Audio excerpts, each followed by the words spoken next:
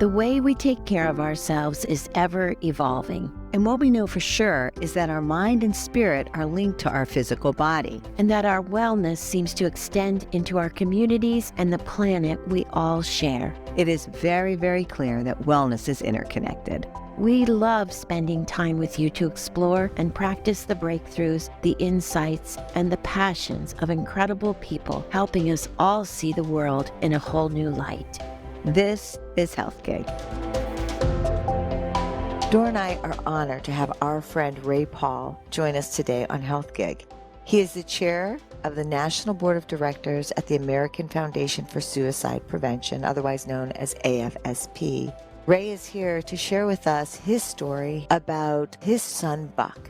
Welcome, Ray, to Health Gig. We so appreciate your openness because we know it's going to help so many people today. So thank you for joining us. Doro and Tricia, thank you so much for having me today to talk about what is a very important topic in today's world. Yesterday, we had a pre-conversation and you told us your story. And if you feel comfortable sharing that, we would love our listeners to know more about you and how you got involved with the American Foundation of Suicide Prevention.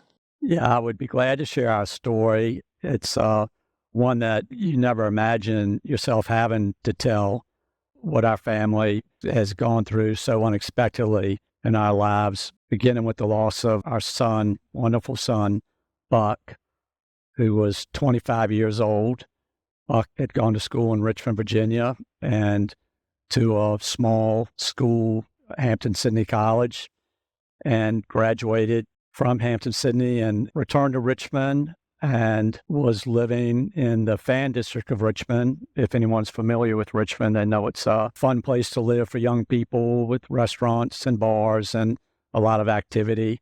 And living with his college buddies, working on a nice career track with Enterprise Car Rental in a management trainee capacity, and just seemed on his way in life, seemed happy and fulfilled with what he was doing career-wise and so many friends, and he was just the greatest, most affable of guys. On May 20th, 2012, on a rainy Sunday evening, my wife Tyler and I had gone to bed. We were early to bed people, and we were awakened by a knock, knock, knock on the door at around 11:30 or so, and it was such a persistent knock.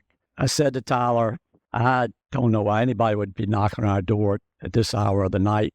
There can't really be anything good on the other side of that door. Just kind of a little humor, family lore. I had a history of not being the bravest person during the nighttime around the house. And if anything strange happened, I would be the first person to call 911. Buck and his sister Margaret would always tease me, there goes Dad calling 911 again. But with that knock, knock, knock on the door, I called 911 and told the dispatcher that we had someone at the door, and I was actually concerned about answering the door and would rather not, and asked for a little support. She took a long pause and said, just hang on the line and let me stay with me. She came back on the line and said, Mr. Paul, that was actually a Richmond City detective who was knocking at your door. He needs to speak to you. And we looked at each other and just said, what could that all be about? And we went downstairs to the hallway, and a detective and a Richmond policeman came to the door. They stepped inside, and the detective said, this is the hardest thing about my job. And at that moment, Tyler and I just grabbed each other and didn't know what he was going to say next, but did not expect for him to say, your son just took his life. There we were, just standing there. Then he followed that with saying, there's nothing that you all can do tonight. You know, it's midnight. Told us what to do the next morning, but just told us to sit tight during the night. As he was leaving, he said to us, I think you should want to know that your son loved you all very much, and you will find that out. And it was so cryptic, actually, but that's the words he left us with. From there, the next few days were just a blank, a blur, really. But we were getting immediate support from family and friends, and importantly, our clergy.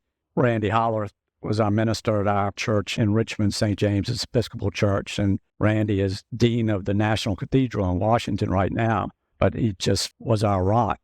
He right away tried to comfort us with such words of wisdom.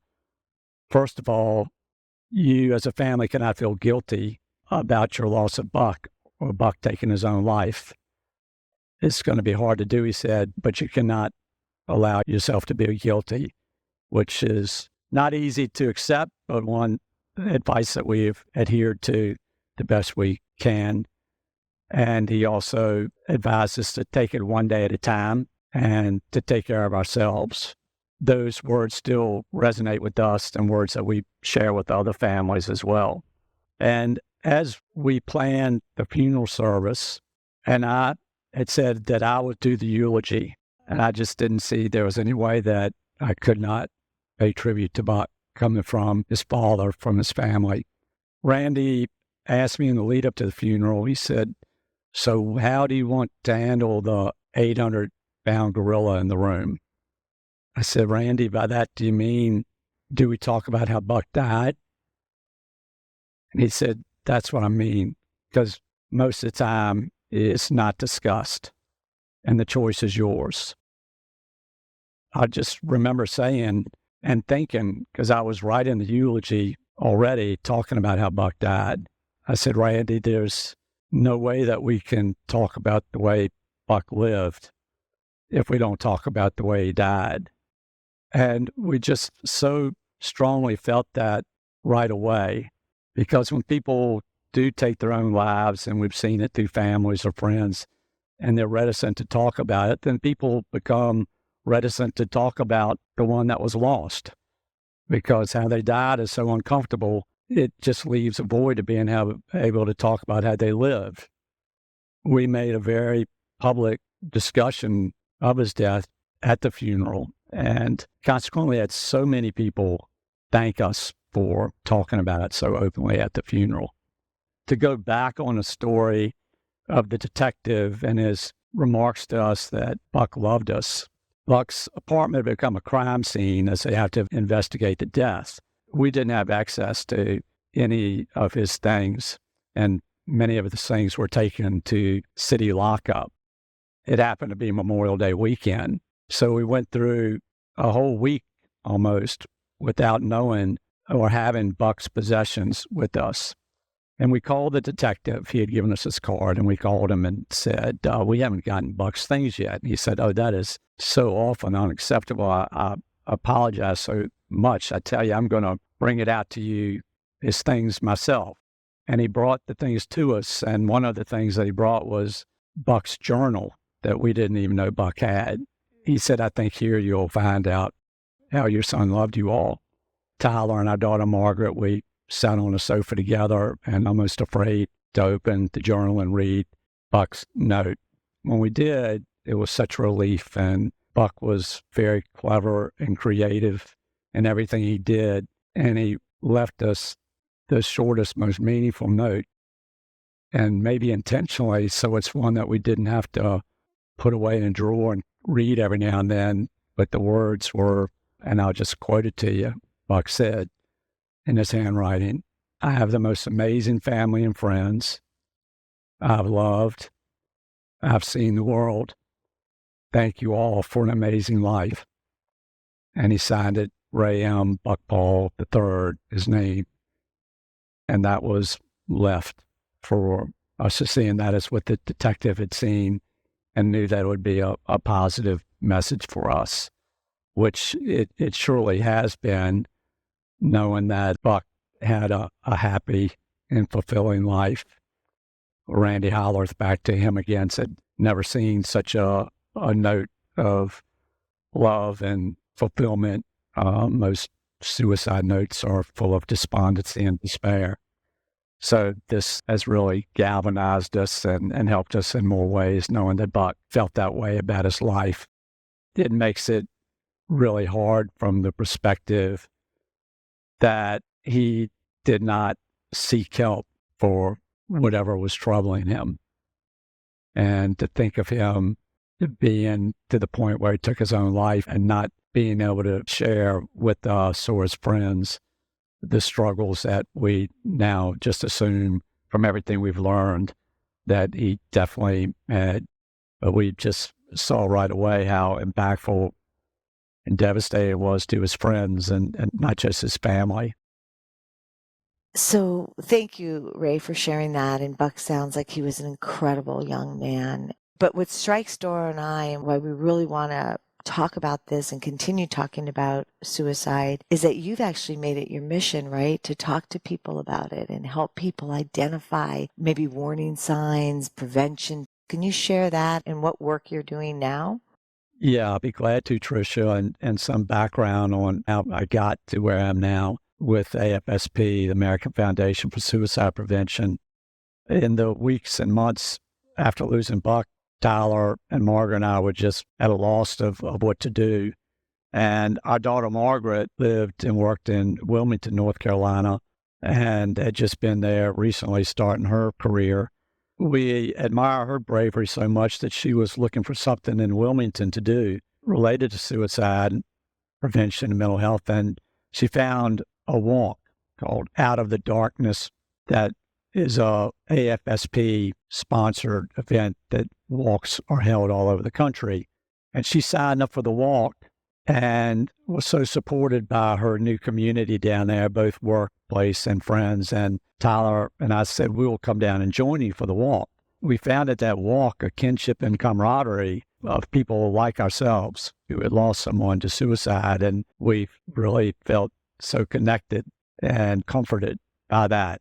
Back in Richmond a couple months later, kind of a wintry night, around 5 o'clock, I was wondering what I could do. And I looked up AFSP website and had a series of numbers on the website, including that of Bob Gebbia, who was and still is the CEO of AFSP. And I called the number. It was after 5 o'clock, and I just got a voicemail or message machine with Bob, and I didn't leave a message, but almost right away, the phone rang back, and he said, this is Bob Gebbia in New York at AFSP. Were you calling me for a reason? And it's not like it's a crisis line or anything, but there he was calling me back. And I said, Mr. Gebbia, I really don't know why I'm calling, but I just feel the need to do something. And I told him about our story. He said, well, gosh, I said, I would like to do something. And one thing led to another.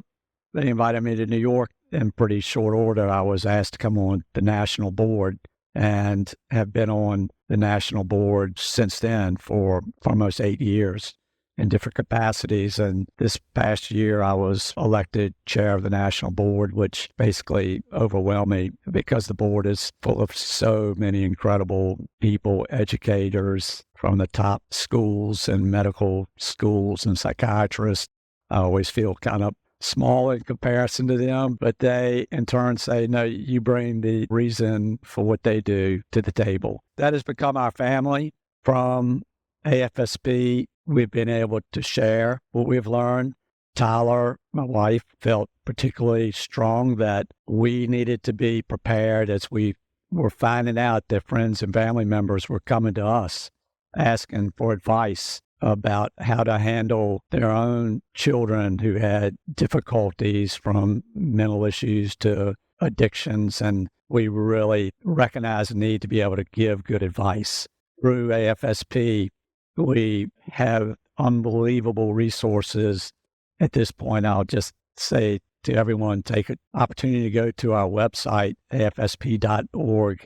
That's afsp.org. And I think you'll be amazed at what a treasure trove of information it contains about everything that we do as an organization. We're the leaders in private funding of suicide prevention research. We are advocates for public policy. The educational tools that we have for schools and all age people about mental health and suicide prevention, and a very strong support system for people like us who are survivors of suicide loss. I really invite everyone to go and take a look. There's so much information that we use all the time for giving advice, presentations to groups. And through the information that we've learned, it has taught us to learn more about what may have been going on in Buck's mind and brain. Even though he didn't talk to us about it, we know that things obviously were not right. So we have understood and now know there are identifiable risk factors that you can consider for yourself or a friend or a loved one, that these risk factors can put a totality of someone's life into perspective if you see what made them be in a position to take their own lives or to consider taking their own lives. And those risk factors include health factors, historical factors, and environmental factors. And if we take a look at each one, the health factors, the most obvious health factors that play a part in someone taking their own lives are mental health issues. They can be biological or psychological, but research shows that most people, or over half the people that take their own lives, had a mental health problem or issue going on at the time that they took their own lives.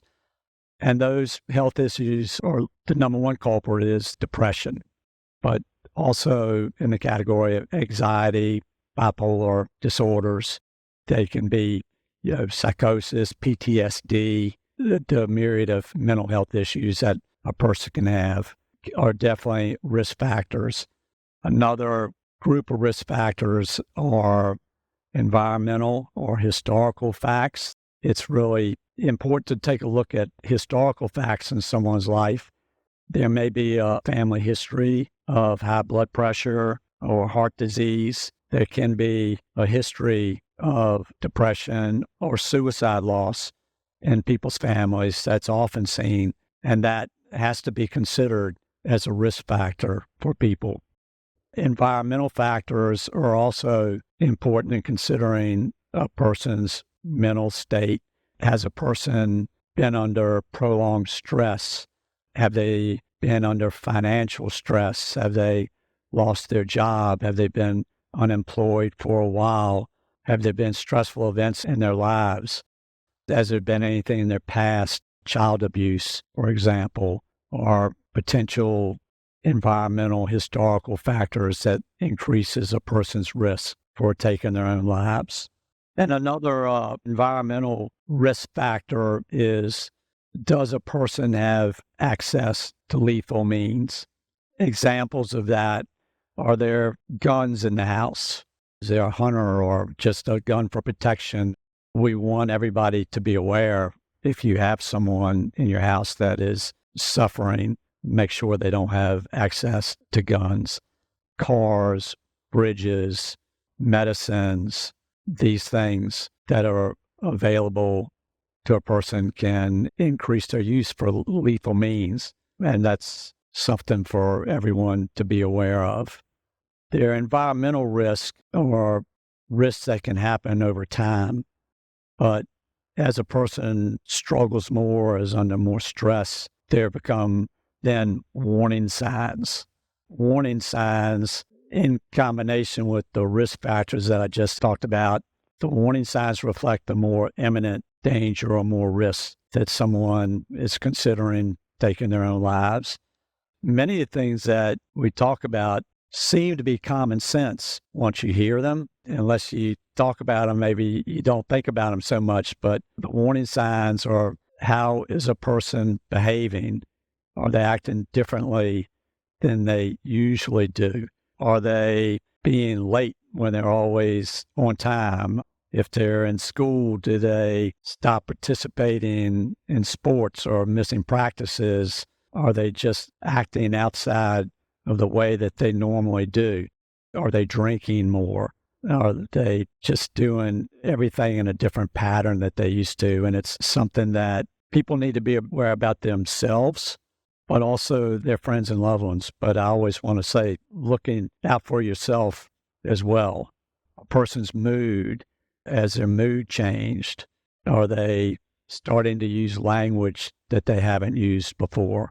Do they talk about taking their own lives? Something as obvious as that. Don't take it lightly if you do hear some of these warning signs. How do the people who lost their loved ones get support? We found our support, as I said earlier, with AFSP. We offer great support networks and programs for survivors. We have one program, it's called Healing Conversations, that people like us who have lost someone, we volunteer to be accessible by any means, phone calls, video, to someone who has just lost someone, and to have that one-on-one connection with someone who needs support. Tyler has volunteered and does that. Wow, you're deep in your grief. And as you said earlier, people are looking to you and to Tyler and to Margaret for help in a way, right? How did you manage your grief and their grief and grief all around that we know is real early on? How did you manage that role? The first couple of years, we were just in a place of just a zone of not almost being able to function. I retired almost immediately from my career job that had me traveling all over the world. But I recognized right away for the first time, I always loved everywhere I went, never minded travel. But all of a sudden, I just said, I can't get on the plane. I need to be with Tyler and Margaret. We became just a tight little cluster that clung to each other. And we, again, took it a day at a time. We were overwhelmed with support from family and friends that meant so much to us. And I think that's a lesson for everyone to embrace that support from family and friends and face. It sounds maybe cliche to say those things, but even now, 10, 11 years later, that it still matters a great deal to us when people support us, and they do at the anniversary dates of Buck's death, at the birthdays, they recognize and remember. It's very important, we think, to always talk to someone who has lost someone. And suicide grief is very different than normal grief. All grief is bad and no grief is easy, and all grief is different. But suicide grief is very complex. A family or loved ones are left with so many uncertain questions. But going up to someone who has lost someone to suicide, don't go up to someone and say, I know what you're feeling. Because unless you've experienced loss to suicide, you don't know what I'm feeling. We had a family that lost a son to suicide, and when I saw the dad, I knew I couldn't even say, I know what you're going through, because I know that he's going through it differently than I am or did. But what I can say, and I would advise everyone to say, is I am here for you. I want to understand what you're going through. I'm always here to listen to you, and I'm here to help you navigate your grief journey. Supporting your friend or family, loved ones in that way is so important. And we've also learned that it is never, ever too late to tell someone that you're sorry about their loss. I don't know about you all, but if a certain amount of time may pass when a friend of yours has lost someone, you almost become embarrassed if a year or 2 or 3 years has passed and you thought, I never wrote that note. Oh, I see the person coming up the sidewalk and I never said anything to them. Yes. And, I just feel so bad. The right thing is knowing that it's never too late. Tyler and I still, to this day, will run across an old schoolmate or someone from our past who either maybe didn't know that we lost a son, or they did and hadn't said anything. Then, they feel guilty and they apologize. But it's not like that at all. The support that you get each and every day is meaningful. It's never too late. That's great advice. Good advice. Really good advice. Because you're right. Everybody's feeling something and nobody knows how to What to convey say. it. So it's great to have that guidance. At this point, I'm really pleased to welcome my colleague from AFSP, Kate Cammell, who is our Director of PR at AFSP. So happy you're here, Yes. Kate. Hi, Kate. What an incredible organization doing such amazing work. Thank you so much for having me. It's a pleasure to be joining you all. So, what do you want us to know about AFSP from your perspective? I think there's so many ways to get involved with the organization. We work on education, advocacy. We also have great support programs for what Ray is talking about, supporting those who've lost loved ones to suicide. There's always a way to get involved. So we have 74 chapters across the country. So there's always a local community that you can join. And I think Ray pointed to our website. So that's a great place to find more about what we do. What Ray's taught us about suicide is that it's more prevalent than I think we all really realize. Many of us have known somebody that has taken their life, but we didn't realize, Ray was explaining to us, oftentimes it is prevalent in younger people. Can you all talk about that a little bit? It's the second leading cause of death in the demographic of, I think, 15 to 24, and even on up into the early 30s. It's the second leading cause of death. And suicide nationally, there are around 49,000 deaths this past year. With the young people, it's really shocking and surprising how prevalent it is among that age group and demographic. And Buck being at the age of 25, we thought that having gotten him through high school and college, that those days full of peer pressure and difficult days are behind you. But we found that in today's world, it's not unusual for the young adults in their 20s or late teens to be in this group of people taking their own lives. And so much of it is attributable to the pressures of today's world, what goes on social media, the amount of time that is spent on social media, the things that come with that, maybe the deprivation of sleep, the bullying that can take place online, for example. There are just so many consequences to those avenues of communication, that lack of person-to-person communication and that we used to have. Now there are these new pressures on these young adults. Yeah, I would echo everything that Ray said and also say that there's some really hopeful signs among youth. I think we've seen such a change in that demographic about willingness to talk about mental health, which is a really positive shift to be able to have those kind of difficult conversations. And we also at AFSP ran a public opinion poll called the Harris Poll, and we found really hopeful data from that 94% of adults in the US thought that suicide could be prevented, and 83% are interested in learning how they might be able to help someone. All that is really positive, though we see increases in people reporting both thoughts of suicide and death by suicide. We know that people are also more willing to engage in conversations around it. I don't have any statistics to prove this, but it's just my own independent survey. As Kate said, the young people want to talk about mental health. I'll be giving a presentation next week to a group of the whole upper school where Buck went to high school. When we first lost Buck, we really couldn't generate the interest at schools to have a discussion on mental health and suicide prevention.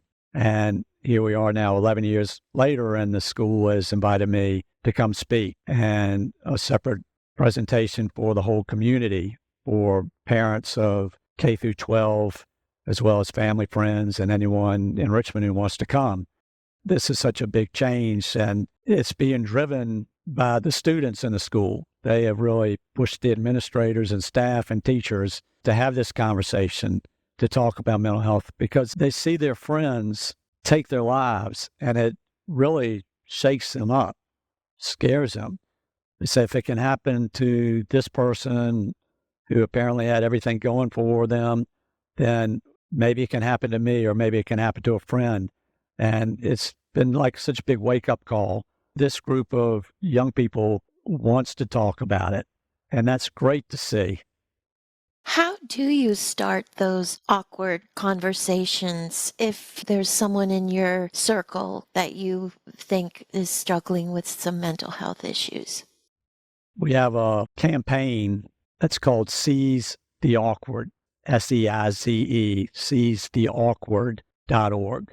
That's the website, seizetheawkward.org. It's something I'm particularly proud of, as I am so interested in mental health and suicide prevention for the demographics of teenagers and young adults. And the campaign is done in conjunction with the Ad Council and the JED Foundation, JED Foundation, that has grown around the country with presences on college campuses in support of mental health for students. But with that partnership, we have a series of incredibly effective ads that are seen on social media that have been viewed actually millions of times. They feature young people that young people can relate to. They inject somewhat of a sense of humor. Say two people talking with one friend worried about another. And it shows how to open up the awkward conversation with just the question simply, are you doing okay? You don't seem to be yourself. Do you want to talk about it? And just asking in a very non-judgmental way, not saying, what's wrong with you? You don't have anything to be sad about, but asking open questions like that so they can return and feel that you're trying to help. That is so helpful. What you're giving us are tools that we can use in our everyday lives, and it's so appreciated. Seize the awkward, like ask. It's a community of love, and it's coming from a place of love. And people, when they're feeling alone, forget that they're loved. Along with Seize the Awkward, where we've really had a very targeted demographic of young people, African American community, LGBTQ community, Hispanic, Latinx community. So really targeting all demographics because, again, suicide is not indiscriminate. It can affect everybody. And now we've just introduced a new campaign called Talk Away the Dark. That campaign, we have an adult daughter talking to her elderly or older dad, of course, who she is very worried about and his mental health state and capacity. And that ad shows how the daughter introduces her concern for her dad and how the dad responds to it. It's a very powerful ad. AFSP has created this resource to help anyone who's wanting to navigate these tough conversations. It's called a Real Convo Guide. It gives you prompts to start the conversation, some suggestions for best place to have it, how to continue the conversation. Sometimes it can be hard to feel like we've had the conversation, well, how do we pick it back up? This guide will help give you some practical resources. Kate, do you feel extremely fortunate to have Ray Paul be part of AFSP? You must. Oh, we're so grateful for Ray and everything he does. It's so amazing, too, to hear him tell his story. I think it's so powerful. And I think that's one of the best parts of this organization is getting to have these peer-to-peer conversations, to know that we're not alone and there's a community of people who understand what you're going through. And to, again, just echo, Ray, your strength, your and Tyler's strength and Margaret's strength is just palatable. And we all are benefiting so much. We all benefit so much from you all and from you sharing your story. And again, just telling our listeners we are not alone and that we all can go different places in our mind, but that there is organizations and people that want to help. So you guys are doing incredible work. Yes, thank you so much for joining us. We should mention, as part of our advocacy, we lobbied and worked very hard in Washington for the National Suicide Hotline, 988. I will proudly say that we played a very, very large role in having that legislation passed by Congress. And 988 came online a year ago this past July. If you call 988, you get a trained crisis counselor to talk to. It can be you as an individual who is in crisis and wants to call, or if you are with a friend or a loved one in crisis and you don't know what to do, call 988 and you will reach someone who can help you. And it's been wildly successful in terms of number of people who have called. I believe maybe 6.5 million people have called into 988 since its inception a year ago, July, and a very high success rate of talking someone down out of crisis. You can call 988. There's also talk to text, particularly for younger people who prefer texting. Text talk at 741-741. And that's another way or means for someone to call who doesn't want to speak to someone but is more comfortable texting. Thank you so much, Ray, for joining us on Health Gig. Tricia and I just wish you the best of luck with AFSP, and let us know the website. Our website is afsp.org. That's afsp.org. Please take a look at it and look at all the different ways that you can participate with our organization. We have community walks. We have volunteer opportunities for everyone to help us support us in our mission. We're really grateful, the organization is, to Tricia and Doro for you all having us on to be able to talk about AFSP, to be able to talk about suicide prevention, mental health in a form and format that hopefully brings to people the ability to talk about it and not feel like you're going into an area that's taboo and not discussed like it used to be considered not many years ago, that you just didn't talk about suicide. We say you can talk about it, you should talk about it, and bottom line, final message is talk saves lives. Thank you for joining us on Health Gig. We loved having you with us. We hope you'll tune in again next week. In the meantime, be sure to like and subscribe to this podcast and follow us on healthgigpod.com. I'm Tricia. And I'm Doro. Be well.